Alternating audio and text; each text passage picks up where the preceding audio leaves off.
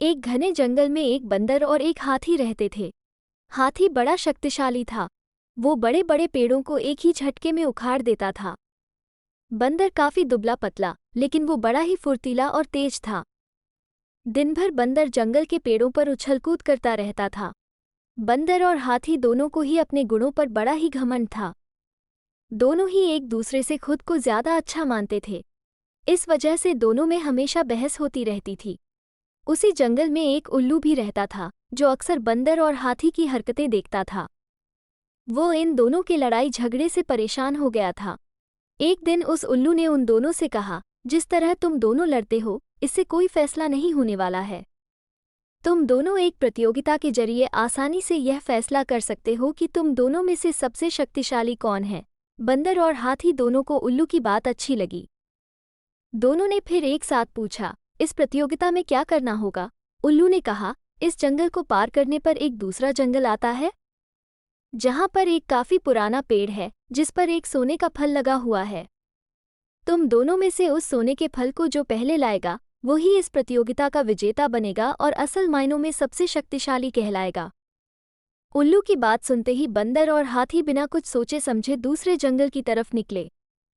बंदर ने अपनी फुर्ती दिखानी शुरू की। वो एक ही छलांग में एक पेड़ से दूसरे पेड़ तक पहुंच जाता। वहीं हाथी तेजी से दौड़ने लगा और रास्ते में आने वाली हर चीज को अपने मजबूत सूंड से उखाड़ फेंकता।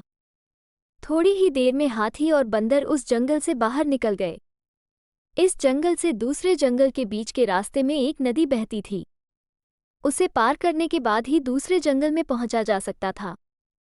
बंदर ने फिर से अपनी फुर्ती दिखाई और झट से वो नदी में कूद गया, लेकिन पानी की लहर काफी तेज थी, तो बंदर नदी में बहने लगा। बंदर को नदी में बहते हुए देखकर हाथी ने तुरंत अपनी सूंड से उसे पकड़कर पानी के बाहर निकाल दिया। हाथी के इस व्यवहार को देखकर बंदर काफी हैरान हुआ।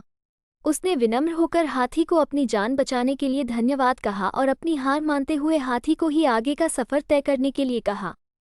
बंदर की इस बात को सुनकर हाथी ने कहा, मैं नदी पार कर सकता हूँ, तुम भी मेरी पीठ पर बैठकर इसे पार कर लो। बंदर हाथी की बात मान गया और वह हाथी की पीठ पर बैठ गया।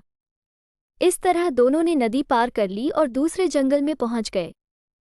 फिर दोनों ने मिलकर सोने के लगे हुए फल वाले पेड़ को भी खोज निकाला। सबसे पहले हाथी ने अपनी सूंड से उस पेड़ को गिराना चाहा, लेकिन वो पेड़ काफी मजबूत था। हाथी के प्रहार से वो पेड़ नहीं उखड़ा। फिर हाथी ने निराश होकर कहा, मैं अब ये फल नहीं तोड़ सकता हूँ।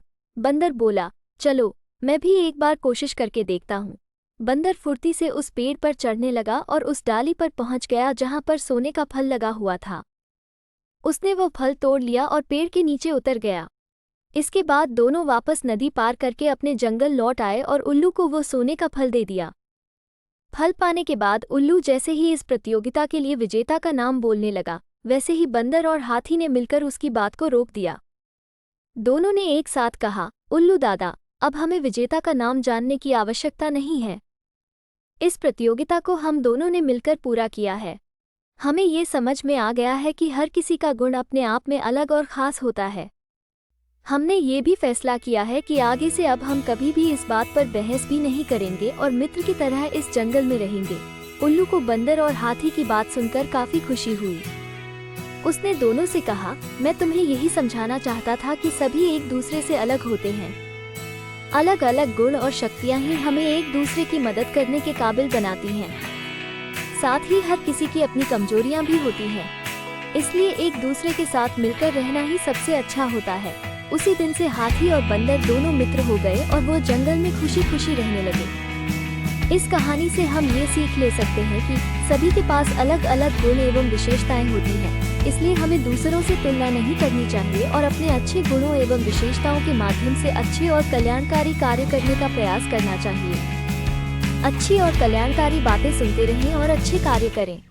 अपने आसपास जानवरों को प्यार दें और उनकी मदद करें। मीट, मछली, मांसाहार तो बिल्कुल ना खाएं। सभी जीवों पर दया करें और खुश रहें।